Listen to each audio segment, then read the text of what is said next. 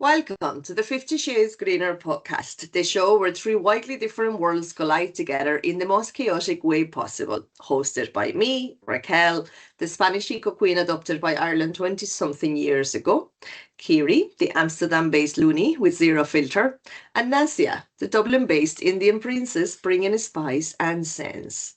We're here to unpack culture, identity, sustainability, and all the madness in between. Three women, three backgrounds, one microphone, and absolutely no filters.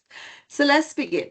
And today we're going to talk about one of our favorite things, green skills, green jobs, and all that jazz. So I like to open up in this one because I founded 50 Shades Greener 8 years ago. And over time, I have seen businesses that love having sustainability strategies. They launch them, they put them in a glossy report, they announce really ambitious targets, let's be net zero by 2030. But a sustainability strategy doesn't reduce emissions, people do. I've seen organizations who spend hundreds of thousands of euros in consultants, software platforms, reporting frameworks, and certification schemes, only to wonder 12 months later why nothing is really changing within their organization. And the answer is simple, is that you can't outsource behavioral change. And the reality is, to run sustainable businesses, we all need to change our daily habits. Technology matters, but not if the people inside the organization don't know what to do differently when they're back on Monday mornings. So this is normally where sustainability plans fail. The strategy, gets put together by the leadership team, handed over to the sustainability manager, but nobody else knows what's going on. Procurement keeps buying the same way as they did before. Marketing keeps making the same claims that are probably unfounded. Finance keeps making decisions based only on short-term costs. And before long, the sustainability strategy becomes what I call a shelf strategy, a lovely document that gathers dust while emissions stay exactly where they were before. And that's what we call the human side of sustainability. It is us, humans, people that have had a profound effect on climate change and our environment. And so the solutions lie with us, the people as well. So the good news is that from the people we've worked with and even the people we've spoken to along the way is that most employees do want to help. They want to do their part for a sustainable future. We hardly ever find resistance from employees when we deliver training, but we do find uncertainty. People that don't know how they fit in the sustainability strategy of their workplace is one that we hear all the time. Oh yeah, we have a sustainability strategy, but it has nothing to do with me, that believe that they can contribute. So that's why at 50 Shades Greener, we believe that every job is a green job. Not because everyone needs to become a sustainability expert, but because every role influences sustainability outcomes. So now, what can you tell us about green jobs? Yeah, I think you rightly put it that it's just the case that every job is a green job. I think just to backtrack a little bit, I think there's still this image of a very specific kind of role. When you call it a green job, you think of someone who is probably working on a wind farm, or somebody who is busy installing solar panels, or who's somebody deep in like climate research, which is great, which is also a green job. But it's slightly misleading to think that's it, because the reality now looks very different. It's actually a lot more simpler, because I would say there aren't really green jobs anymore. All right. There are just jobs that have adapted, and then there are jobs that haven't. Okay. Because sustainability as a concept, it's not becoming a separate industry, right? It's just becoming a layer, or rather is already very much a layer across every industry. And just by that logic, it's just embedding itself into every role. And that changes the question here, because it's no longer, should I move into sustainability? Should I get a green job? It is, what does sustainability look like in my role? I may be an accountant, I may be an architect, I may be in the health sector. What does sustainability even mean for me? Because like you rightly put, whether you're in finance, whether you're in marketing, operations, product, even leadership for that matter, the expectations are just shifting. because companies now, be it because of regulatory pressure or otherwise, they have to reduce emissions. They have to rethink their supply chains.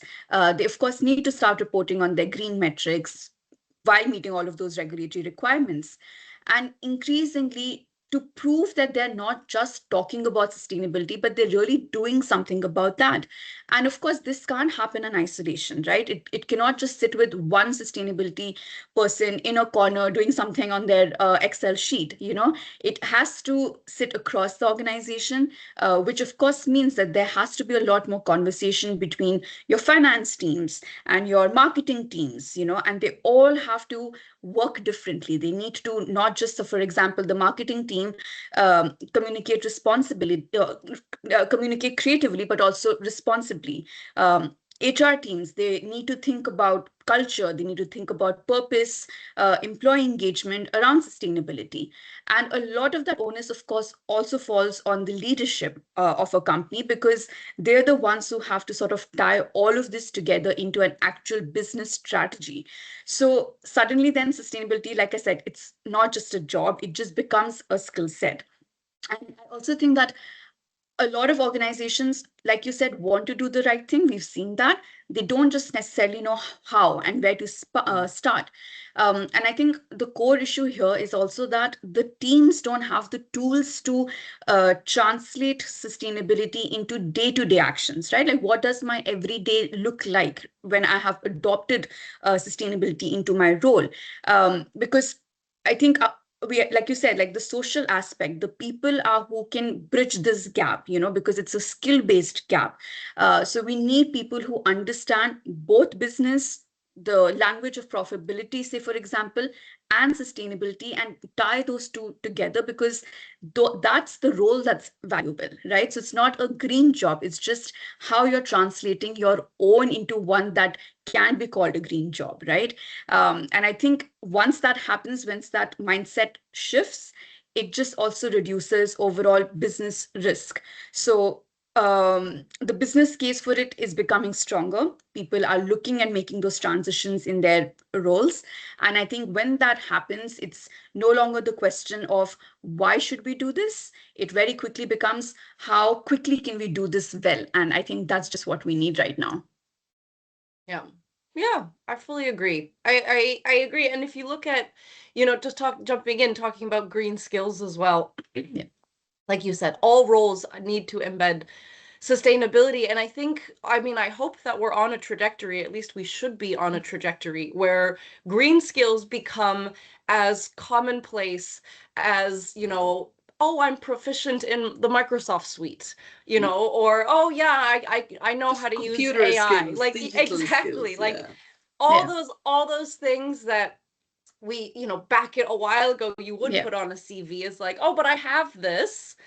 So, green Yeah. skills now is in that space where you put, I have some kind of sustainability training, I have some kind of knowledge in this. But I think that we're on this trajectory where it'll become so commonplace that you won't even put it on your CV anymore. It'll just be expected there. of you to know Mm. how to tweak your specific role to make it more sustainable. Yeah. Yeah. Very And true, yeah. I was thinking about that, the whole that green skills are becoming like digital skills. And it's like, yeah, in an organization, you don't have like the computer department. It is assumed that everybody's going to use a Yeah. computer. But we still have the sustainability department, Yeah. and it's less of, oh, that's the sustainability department's job. Is more like, yeah, what's my role in this? How can I assist that Yeah. their goals, basically? Yeah. Yeah, exactly. And jobs are asking for this more and more, Yeah. which also encourages it. Like, I saw something that was between 2022 and 2023, the amount of jobs asking for green skills increased by nearly 23%. Mhm. And that is just in 1 year, and that was back in 2022 to 2023. I couldn't Yeah. find something more recent, but I imagine Mm. that has to be even greater Much more now. Yeah. Yeah. I read the Green Skills LinkedIn report from 2025 Yeah. very recently, and they estimate that people with at least one green skill get higher. They have a 46% chance higher to get higher, so nearly Yeah. double, say, than a person without green skills. So it's not only, like you said as well, putting them on the CV. It's not about knowing what to do with energy management, but actually put that on your CV because it is important. And I think sometimes we give this as it's a given that we have this. But if I was to look for a job again, I would put all my green skills in there. Yeah, for sure. That's the thing. I think they're just so transferable, right? Like it's like it just percolates through every role, It's not like, oh, you need to get like a hardcore degree, because a lot of it can also just be learned on the job. You just understand it better. And we've seen so many of our own clients, sort of adopting to, what we tell them, or what we're training them or teaching them, right? And they're just like, okay, you know what? Yeah, this can just become a part of my suite of offerings here, right? So I think, like you said, like I think it's the people, people just make that difference. And I think business strategies need to start just upskilling their employees regularly. Yeah. It amazes me how we spend so much time and money on upskilling in things like AI and technology, but then when it comes to sustainability, it's like, oh, is that a thing? Is it? I know. I know the amount of business we also haven't got because of companies not wanting to pay for sustainability training. And I think we're pretty reasonably priced, if I say so myself. Reasonably. Go check them out. No, but it is true. It's just I completely lost my train of thought, but that's okay. Yeah. Actually, I was in a part of a panel of experts in the University of Limerick last Friday, and one of the questions they asked me is like, if you had to choose like one green skill that it's really important to have in the next 5 years, what would that be? And that's a tough question because there is so many. But for me personally, I think you've mentioned this earlier, Nasia, is that ability to interpret data and act on it. Whether it's social data or environmental data, even financial data, it's that ability to translate data into actions. I think that's super, super important. And that's something then that, you can adapt to every role. Every role can look at numbers and act on it accordingly. So, I thought that was a hidden green skill that we all need. Absolutely. It's a really good one. And I think, and that being said, if numbers do kind of are daunting to you, like let's say you work in a role where you don't handle data so much, then the other thing that I would kind of suggest is just like a bit of critical thinking around sustainability. Like it doesn't take much. Like I think the data green skills, probably if you had to take one, that's the biggest one. But I think supporting that is just having some basic knowledge around sustainability, just some basic knowledge about how your everyday choices impact the environment, and then just a little bit of critical thinking. So, it could be as small as, not printing things out anymore. Maybe you're a cleaner and it's just a little small change of shifting to eco products and things maybe in not plastic packaging, because that is getting more and more common, like cardboard packaging or refillable metal containers, things like this, like those little shifts. So just having that small piece of critical thinking of just, wait 1 second. What can I change here to make it just a little bit less impactful? I think it's just shifting away from sustainability being a theory and something that, you're just learning definitions of, because it's actually enough theory. We have enough theory. That won't save the planet anyway. So just look around yourself and see what can be adapted and changed. And honestly, there's so many alternatives in the market already there. It's just you understanding where you can make that decision to transition and then start.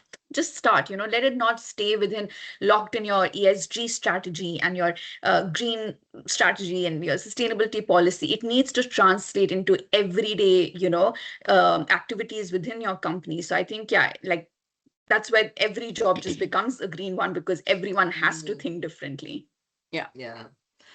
Just in case somebody's wondering, okay, great. So what do I say to my head of departments on next Monday, Oh, sorry, apologies. The phone is pinging.